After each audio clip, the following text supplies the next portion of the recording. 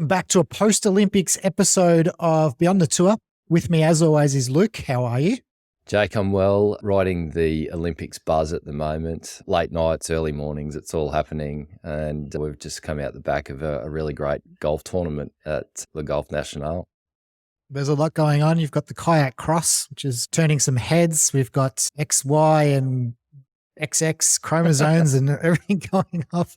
It has been, I think the Olympics, from my perspective, maybe over the past 10 years haven't been as, I think the only thing that's going to stop the Olympics moving forward is themselves. If they get too stuck into this, I don't know what it is, just it's not me too, but it's all that sort of bullshit really, isn't it? Well, that's right. And you've got to protect the integrity of the sport. And where you've got circumstances like what we've seen in the boxing that's undermining the integrity of the sport, you do lose credibility with the public. Now, that's without passing any judgment on whether that boxer is male or female. I think the only people that really know that are the boxer themselves and their medical practitioners. No one's got access to medical records and the like. I know there's been some testing, etc. So it's very controversial, but it does undermine the credibility of the sport and damage the Olympics brand. But there's certainly been a lot more juice in the Olympics this time round. Maybe the 2021 Olympics that were delayed and held in Tokyo impacted significantly by COVID. It does seem to be a different kettle of fish this time. This is the first in 12 years really, or 12 years since we've had a decent run at it, because Rio was a little bit, the Zika virus caused a bit of issues. That's right. Particularly in the golfing space, not so much in some of the other sports. But yeah, just looking at those crowds at the Golfe Nationale, the unexpected from my perspective, it didn't look like the event organisers, it was unexpected for them because the grandstand and infrastructure was set up there. But what a brilliant course from a spectator's perspective. It's got that real stadium vibe to it, doesn't it? When I saw it first on the first day, I thought, gosh, the PGA Tour have got their hands on this setup where the greens and the fairways were pillow soft and we were seeing long rough. But from a spectator perspective and creating that amphitheatre setting for drama, it was really good. And we saw excellent crowds that really got behind it. It had Ryder Cup vibes there quite often, particularly on the first tee. And then even that final stretch of holes really sets up very well for a stadium-style event. Certainly does. I think with the Olympics, one thing that I underestimated, I think, was that sort of national pride and the fact that I would assume that there would have been a lot in the crowd who are not potentially normal golfing fans or normal attendees to a golfing event. Are more there just being in Paris for the Olympics as a whole and supporting their teams or their countries.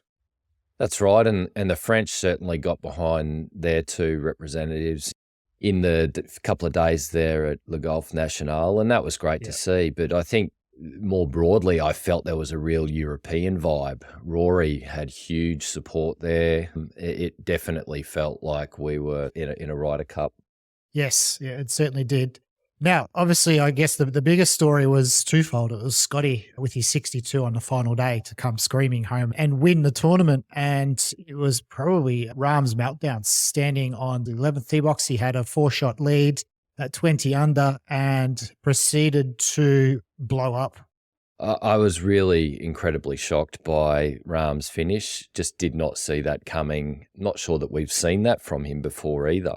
All credit to Scotty, as you say, 62 equaling the course record was a brilliant round, and he really set the tone early on. He birdied those first 3 holes, chipped in for birdie on 2, and within a few holes he'd pretty much eroded the lead that Xander and Rahm had over the field. Rambo, I just don't know what happened there. As you say, a 4-shot lead with 8 holes to play, and he comes home 5 to go from 20 under to 15 under, finish out of the medals. And I think at that point, he 6 under for the day. 6 under through the first 10 holes. So he was truly out there saying, this is mine, I'm bringing this home for Spain.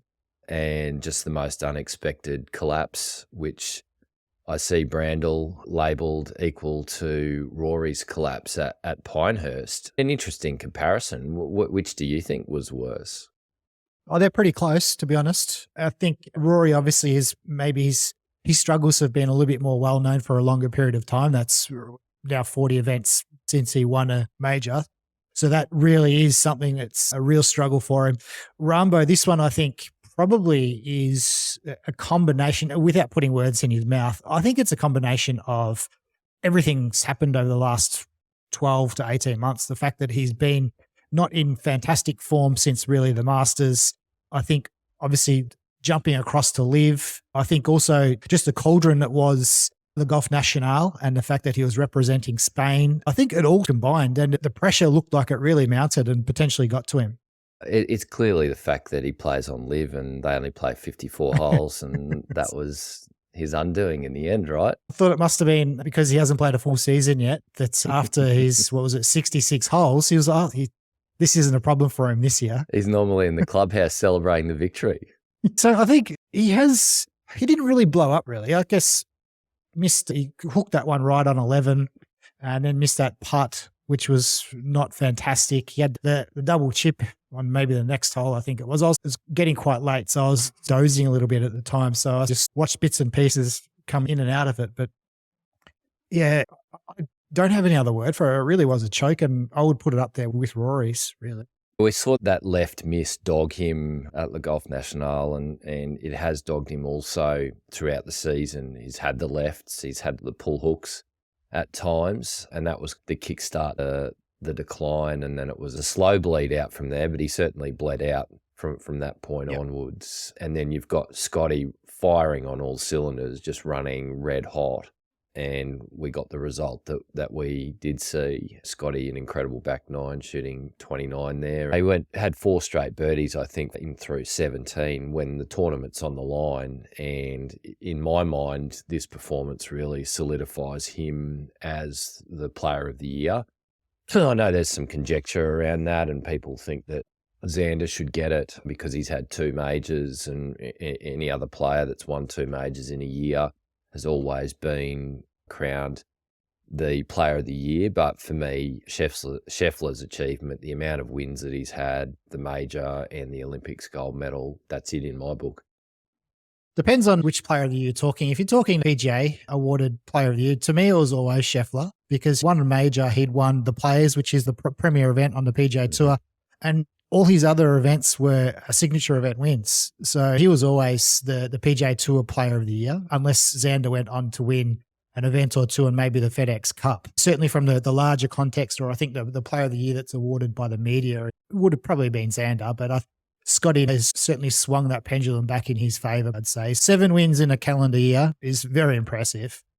I don't think we've seen it since Tiger, right? And an incredible year of golf for Scotty, and whether he can repeat that remains to be seen, but he's on an incredible run. For me, player of the year. What was your take on Xander in the final round there and his finish at... He just didn't really fire at all. Went back to the Xander of old. Maybe it's just a down round. Even Rahm was incredible for 66 holes. And it's great to see. I think I would not read too much into that particular miss. He spoke well after the round, spoke about his disappointment, but I would expect over the course of the next 3 months, 4 months, that he will win a couple more times, whether that's on Live or on the DP World Tour if he gets to play a few of those particular events. He's going to be very dominant, I think, moving forward. And Xander, just a bad round, I think. He put himself into a position to win 3 rounds. This happens, I think.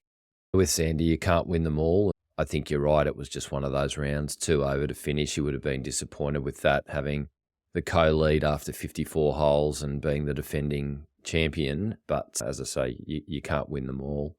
And I thought Rahm's comments afterwards were great to see. They were very real and very raw. And he couched the disappointment himself personally, but more so what came through was the weight of carrying Spain on his shoulders, and that he really felt he'd disappointed the entire nation. I'm sure they don't feel that way.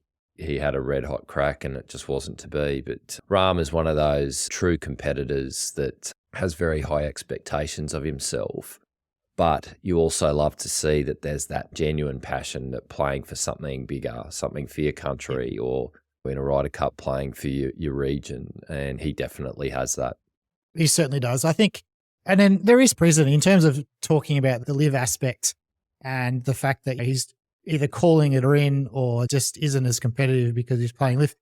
Do you remember, I think it was 2019, the Players, and I think it was on the 11th hole, and his caddy was trying to get him to lay up, and he had the co-lead at the time, and he decided to go at the green. Yeah. I think he decided to go at the green and ended up losing by 4 or 5 shots where McIlroy ran away with that. There's precedent for John in a similar situation blowing up. He doesn't always dominate when he's there, although a 4-shot lead with 8 holes to play, you'd expect him to convert. He was above 90% chance data golf to win there. I think above at the same 90%, time, Scotty, was he? above 90%. Oh my goodness. It's crazy. Nightmare, right? Just a punting nightmare. Yep.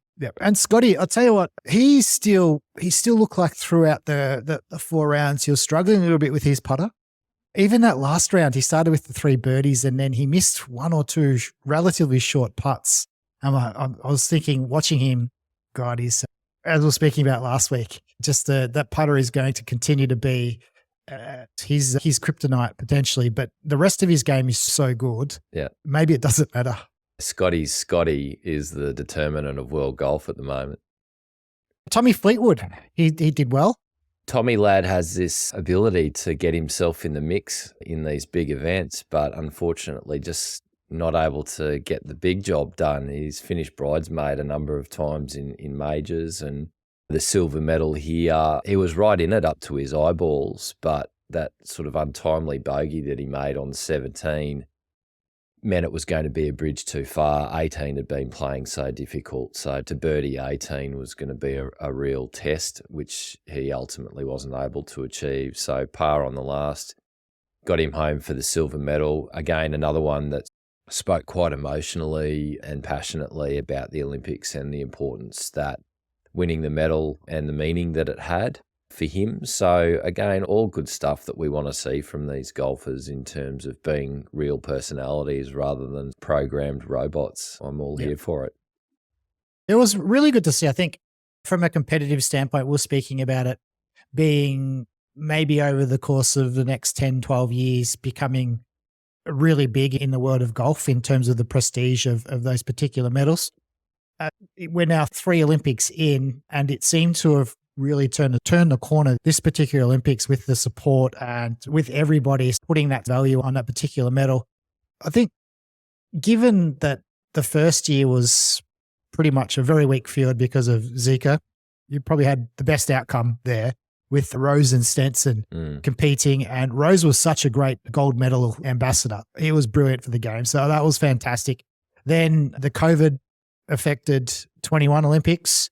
Again, probably close to the very best result in hindsight, looking at it now, that could have happened, with Xander being a very deserving gold medalist, and now with Scotty. So you've got 3 very good gold medalists, and Riviera will shape up, I think, in 28 as a really solid event as well.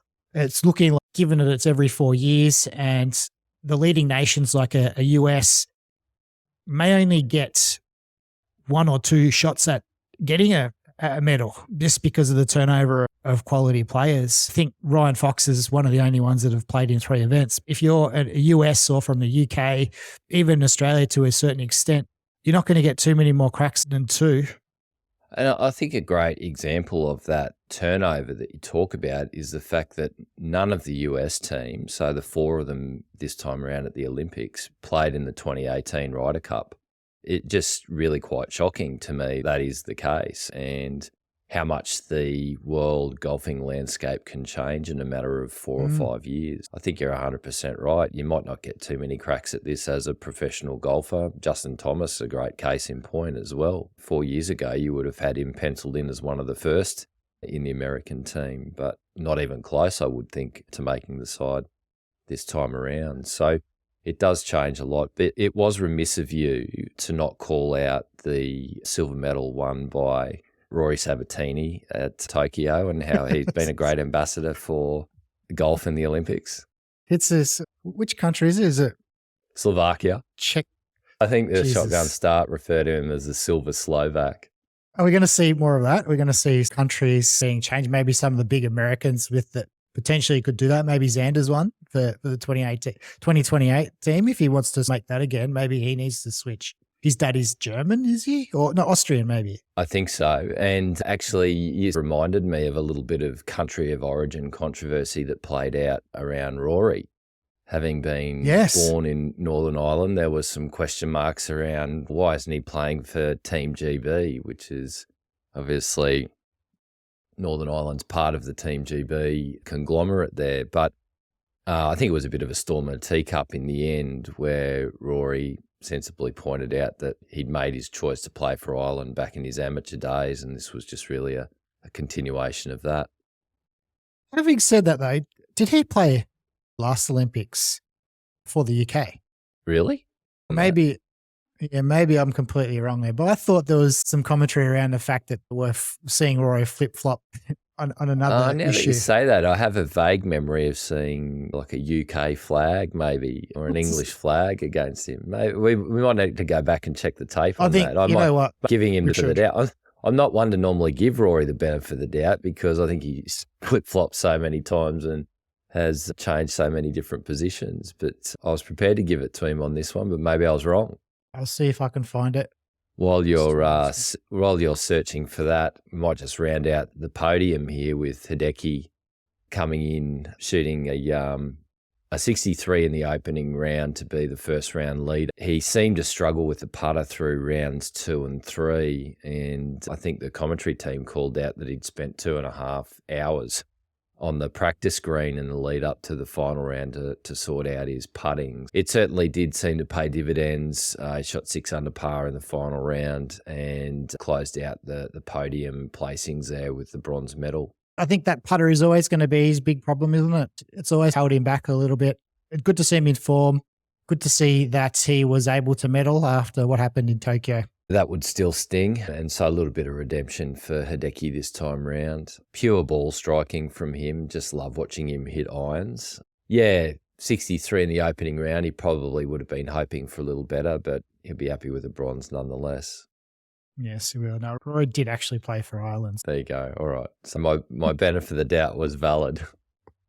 It was valid in this instance. Like you can understand the confusion around Rory flip-flopping, though. You certainly can. Now, where to from here? How did you think the remaining live guys performed?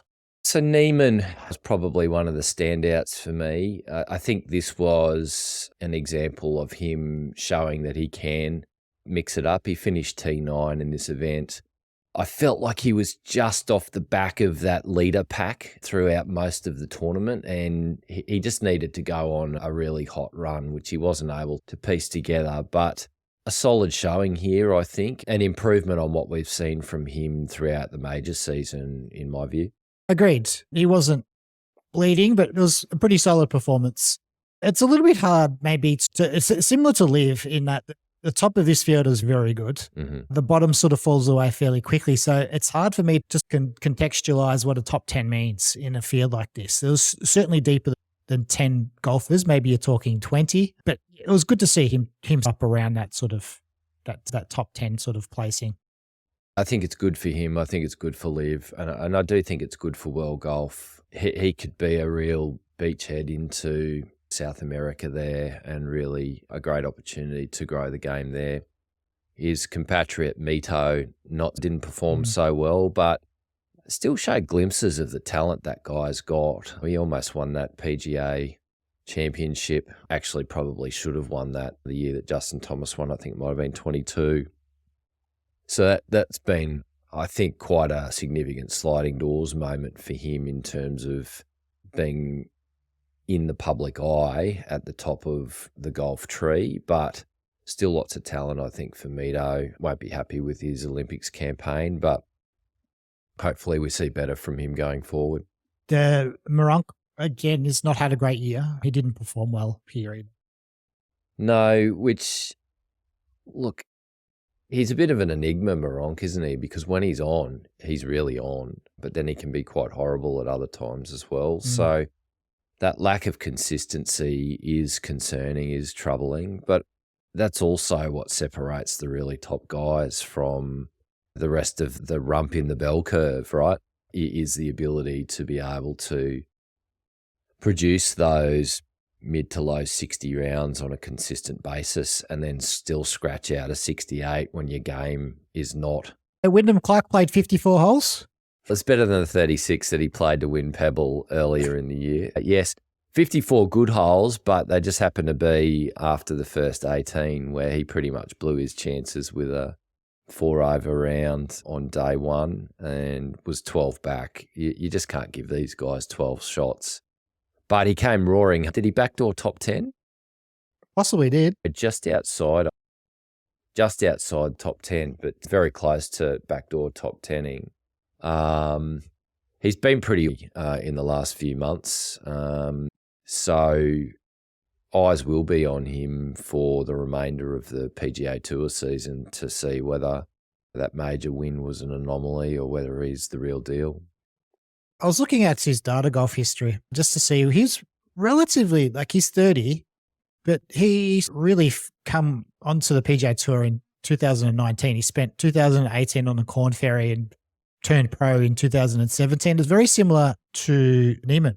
And so even though he's a little bit older, in terms of his maturity or his professional golf maturity, he's still relatively young in his career. So it's these sort of swings outside of the prior 12 months where he won the major, he won a couple of other PGA Tour events.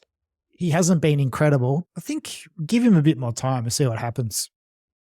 So do you think all the followers of the trend that he set in terms of getting a life mind coach will be a bit concerned about the strategy now? I think what they would learn from that is that you don't diss live. And knock back 50 million for 100 million. Don't. Correct. When 100 million's having one major and not much else. Now that actually thinking about in terms of the field strength, I was pretty happy with the players that were there. To me, maybe the biggest misses were Burmester for South Africa. And that was really it. Like Bryson, in the last 2 years, he's won as many events as Wyndham Clark has. And the Olympic qualification covers a 2-year period. All of these live guys knew about it since prior to any sort of level of qualification. Bryson did not attempt to play any other events outside of live, really. So to me, the case for any live guy wanting to be in the Olympics or complaining about not being in the Olympics is pretty straightforward to me, particularly the ones who didn't push to actually qualify. Puig is a great example. He got into the event purely from playing in events outside of live. Look, I'm a bit torn on this one. There are pathways for the live guys to qualify if they so choose. And as you say, David Puig is a good example of that. But I do think some of the qualifying criteria from some of the selecting bodies around the world probably does need to be looked at. It's to the country's detriment not to have your best players playing on account of too heavy reliance on the OWGR, and we know that is a flawed system. I'm okay with them having pathways to qualify so long as they're not disproportionately relying on the OWGR to get them in. So Bryson is probably the biggest mission where people would say, why did we have Wyndham Clark when we could have had Bryson? Do you know, just in terms of the standings and who was next in line, the alternate was the next alternate on the US side was Patrick Cantlay, and then it was Bryson after him. Interesting. But where I was thinking about this here, so Bryson's, all his major performances were included. If you then factor in his live performances in that sort of 2-year period, where, as I said, he's won twice, would that have been enough to have pushed him above Patrick Cantlay or Wyndham Clark anyway? Probably not. It's an interesting debate. And then, of course, on the Australian side, there were certainly question marks around Cam Smith not playing for Australia. Now, I don't know whether Smith is in good enough form to have actually taken a spot away from Minwoo or from Jason Day. I do think the governing bodies in Australia who are in charge of the criteria and selecting these athletes are too cosy with the PGA Tour and too reliant on OWGR to pick their representing athletes. I think so. It would be good to essentially have a little bit more control over that, or final control, I should say. Yeah, I don't know if there's an element of a captain's pick.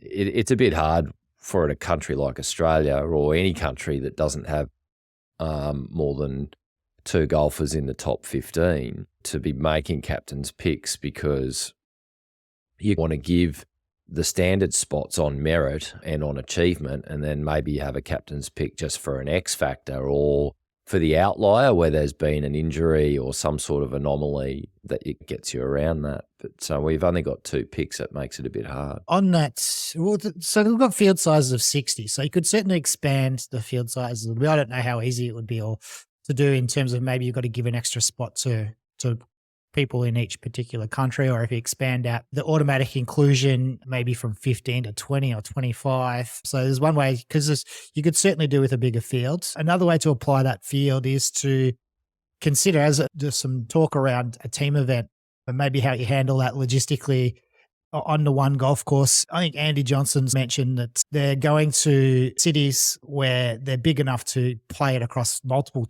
golf courses, but I don't think you really want to be doing that in terms of splitting the infrastructure, all the volunteers. But you could easily play similar to what the Vic Open and the Australian Open is now doing. If you've got fields of 60, that's only 120, so that's less than a standard PGA Tour field. So you could run them concurrently on the same day, or do a live shotgun and do a ladies, afternoon men's type of thing. And then if you're there for a week and running the events concurrently, maybe you could have a 36-hole mixed competition afterwards or beforehand or something like that. I don't know. There's some ideas there. I think the shotgun start would work really well at the Olympics. It strikes me as being the type of event where you could create a whole lot of drama, and particularly what we've seen in Live and the teams events, how things can change so dramatically in those final few holes. It's probably a producer's and broadcaster's nightmare, but it's great for the fan.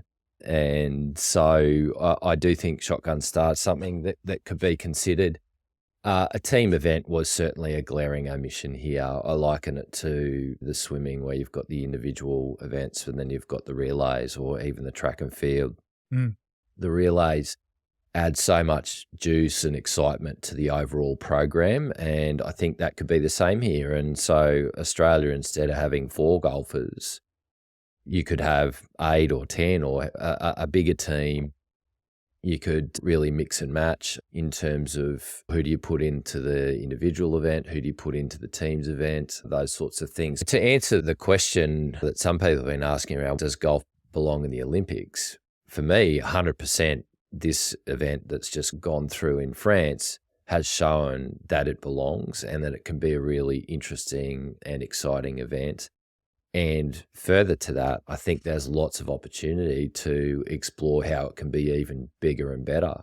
Award some more medals. And then particularly looking at the next 8 years as well, we've got Riviera and then coming out up your way, up into Brisbane. That's right. They're going to be 2 big events as well. Yeah, coming to my home track at Royal Queensland. Would love to see a fully built out program of golf for 2032 in Brisbane. Now, you popped in the notes here about the commentary team. Ali Whitaker is one you mentioned. She predominantly has been commentating on the European Tour.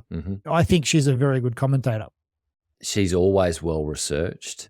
I find her to be very balanced and knowledgeable in the commentary, and she's easy to listen to as well. She's just got that voice for broadcasting, has been able to make the transition into calling the men's game very easily. She's in the booth. She's not the on-course commentator like what we see a lot of other times for the men's tournaments. So she's done a sensational job on the DP World Tour, and then, of course, she comes out here to Australia and calls the Australian events as well. But the thing that I really took away from her commentary at the Olympics was just the professionalism that she demonstrated in terms of calling the live players. At the Open Championship last week, we saw Laura Davies, Sam Torrance carrying on immature children, feigning ignorance, or they have no knowledge of live, or making snide comments that it's not real golf. Ali didn't partake in any of that garbage. She was knowledgeable about the players. She openly referenced that Rahm had won Live UK last week, in the last week, and didn't seek to downplay the significance of that event or that it's only exhibition golf, etc. like what we've seen on many occasions from various commentators when they've been taking pot shots. So kudos to Ali for her professionalism, showing how adults call the game, and it was great to see. Do you foresee her maybe making a move over to the States or potentially to live? I did think about the live side of things because we know that the DP World Tour is struggling to find its place in world golf, having been certainly knocked off its pedestal, in my view, as the second sort of preeminent tour around the world. My mind did go there in terms of, is she unofficially auditioning potentially for a role at live? We've talked before on this pod about how the broadcast team at live could do with some enhancing. I'm not sure whether Arlo's the right lead caller. I love Faraday and I think he should stay. And then Jerry Foltz, again, is he the right guy, particularly where we're now looking at 9 of 14 events being out of America? Do we need to start looking at a more multicultural calling team? Obviously, Arlo's English. But anyway, look, let's see. I think she'd be a great addition to that booth, that's for sure. To see a sub Jerry out. In the booth for sure as well. She has great chemistry with everyone I've ever heard her commentate with in the booth. She's always been very well researched, very professional, but doesn't take herself serious enough where she can't make fun of herself or other members in the team, which I think is good for a rapport building. Now, did you see young Tom Kim in tears after his finish? I did. So there's probably an additional layer of meaning for the South Koreans because a medal at the Olympics means that they avoid the mandatory 2-year military service, which I believe possibly why we're seeing a little bit of that emotion from him. He was a fair way out of medaling, really. But yeah, so it shows how much it means. Yeah, what did he finish? He was 8th overall, 13 under, so he was sort of 6. Was it 4 shots out of the medals? Yeah, he was 6 back from Scotty and then close but not too close, but certainly you had to feel for the guy. Those scenes, it was a tough scene seeing him in the scorer's hut after the final round there in tears, knowing that he hadn't been able to get that exemption. It's the players that have gone and done that haven't come back incredibly well. So his option is to win, I think, is the Asian Games, the gold in the Asian Games, which is what we saw Siwoo Kim and Sungjae Im do. Ben Ahn's another interesting one. He avoided it basically by saying he's not coming back to live in South Korea. I think that was some legal sort of on Twitter. I did see used Golf Facts on X, who I think is the illustrious Parody. Pat Reed, come out and say, why doesn't he just renounce his citizenship like it was just a sticker that you could rip off and throw away?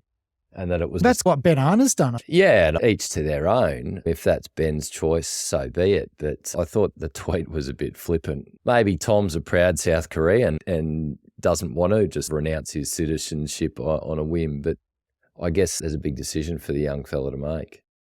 Now, that account, you've got to be careful because that actually isn't, that's essentially a parody of the parody account. That made that tweet? Yes, the real account is Used Golf Facts. And what was the one that made the tweet? Used Golf Facts. So I'll follow for this myself because Used Golf Facts hasn't been active since April last year. Right. And has removed their image off X as well. But they have 30,000 followers, where this new one, which is certainly a lot more active, has taken the image from the previous account, I think. How many followers on the parody account? I think it's 4,500 or something like that. Pretty much a parody of a parody. Chalk me up as a victim of the parody account. Now let's move on to the most important event of the week, and that was the Utah Championship on the KFT. Important for Australia in the sense that we've got a young 22-year-old Aussie that won it. And I know that you've been actively following his rise up the ladder. Maybe you can give us a little bit of background on young Karl Vilips.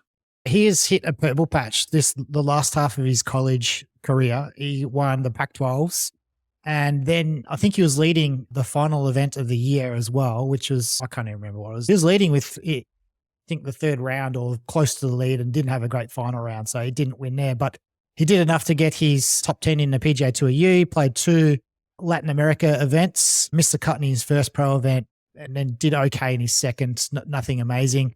But then had a pre-qualifier for one of the Corn Ferry events, got in around 15 in his first two events, which got him into the next one.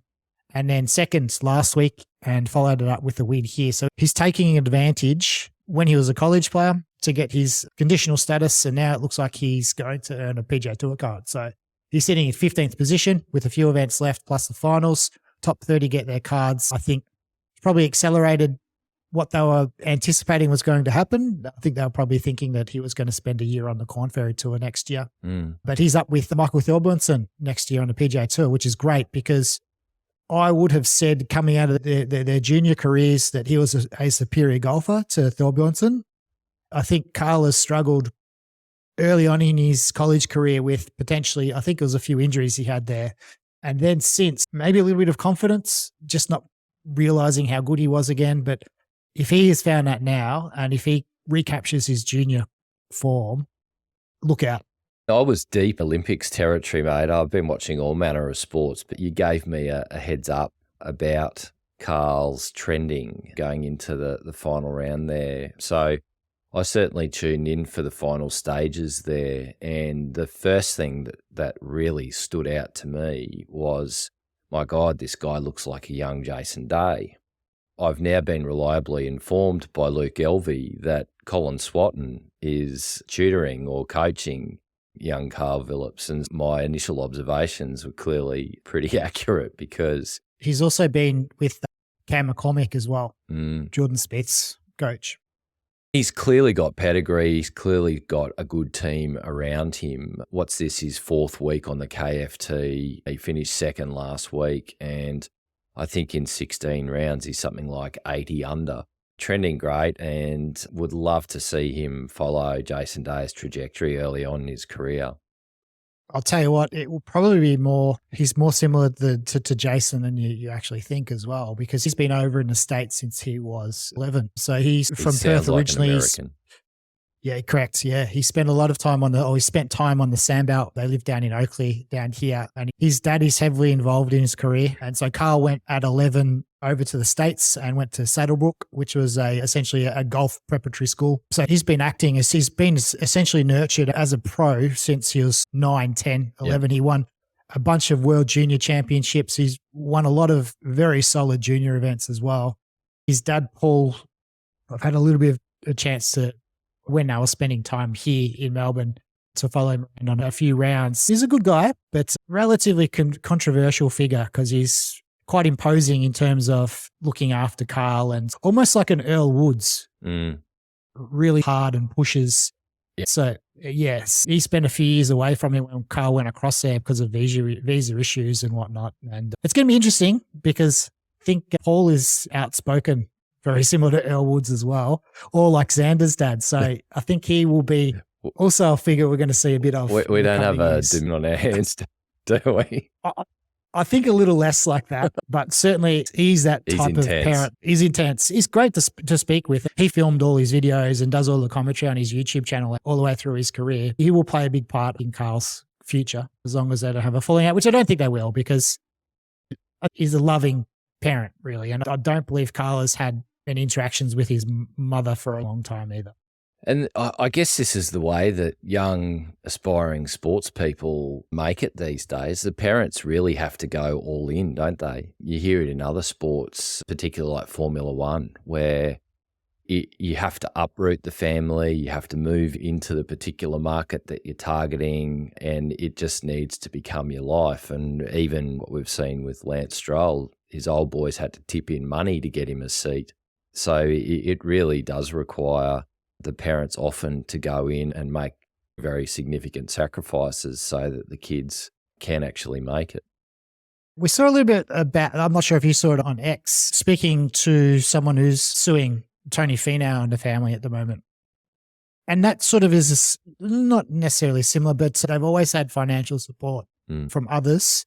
But yeah, the situation with Tony Finau doesn't look wonderful. Looks like that's playing out in the court over the next 6 months or so. I haven't caught fully up on that. There were obviously rumours that this was happening 6 or 8 months ago, that there were suits on foot or brewing, and so obviously they've come to front. But I'll have to catch up on the JCA report. I did see it. I scrolled through it. I don't read at that point in time. Let's look at the women's event at Olympics this week. So that starts on the 7th.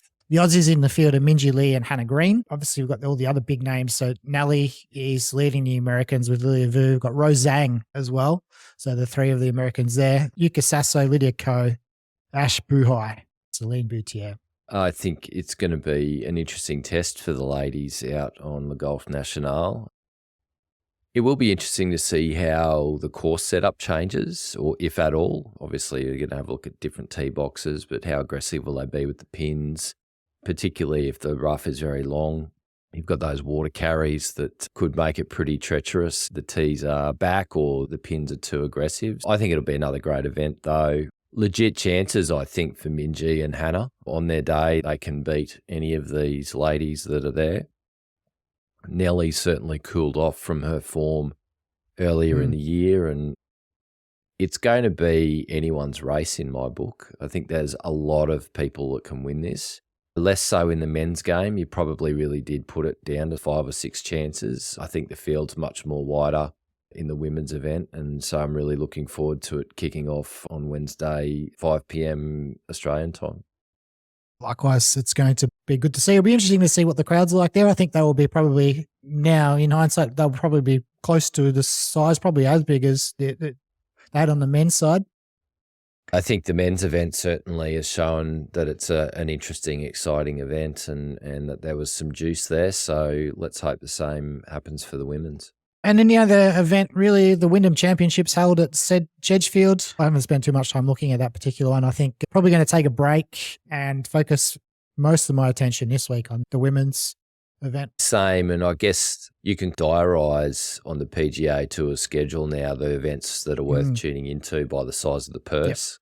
Yep. Yes. Because this purse is 7.9 million, and that's a lot of money, but the signature events are all 20 million plus. This will probably be your run-of-the-mill PGA Tour event, which if you got limited time, I'd be spending it watching the Olympics. Rory and Xander.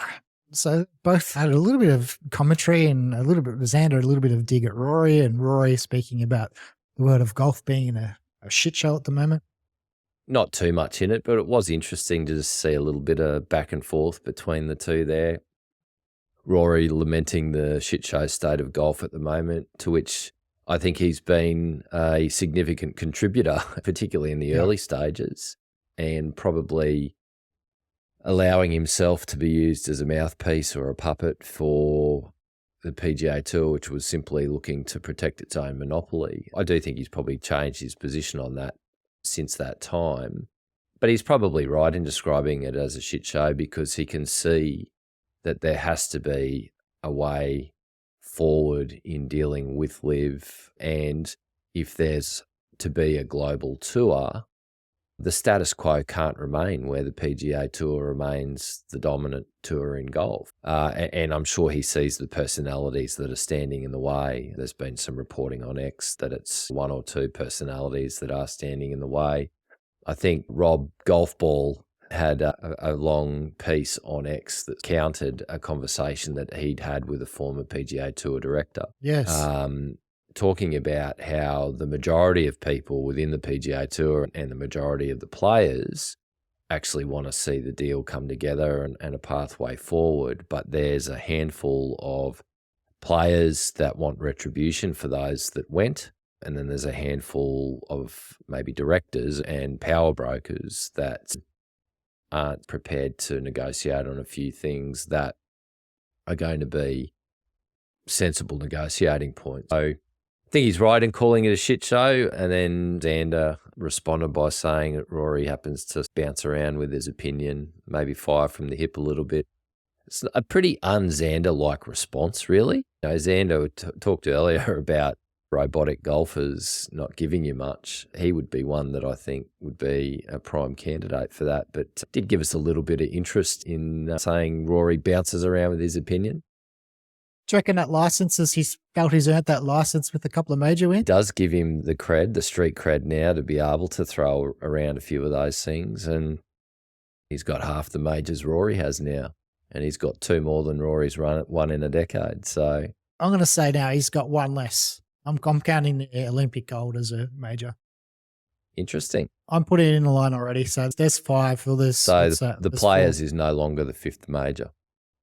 Actually, this is not, because this is once every 4 years. But the Players, no, the fact that they don't have the best, well, the Olympics. This conversation now is more important than an Olympic gold medal or a Players Championship.